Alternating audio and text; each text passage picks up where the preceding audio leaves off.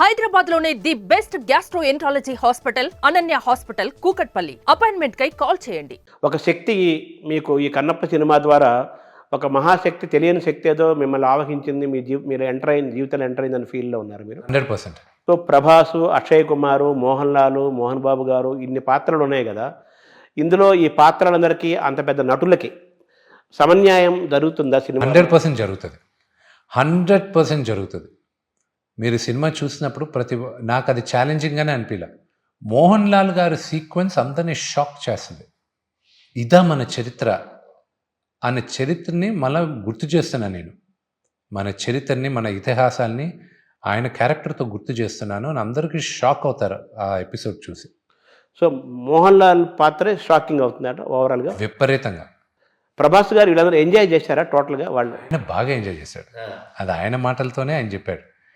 ఆయన డబ్బింగ్ అయిన తర్వాత ప్రభాస్ చెప్పిన మాటే నాకు బాగా ఎంకరేజింగ్ ఉంది. కానీ ఈ సినిమాకి ప్రభాస్ ఎంజాయ్ చేశాడు, అతను చాలా హ్యాపీ ఫీల్ అయ్యాడు, అది ఓకే. కానీ ఈ సినిమాకి నాకు బిగినింగ్ నుంచి విపరీతమైన ఎనర్జీ, ఎంకరేజ్మెంట్ ఇచ్చింది ముగ్గురు.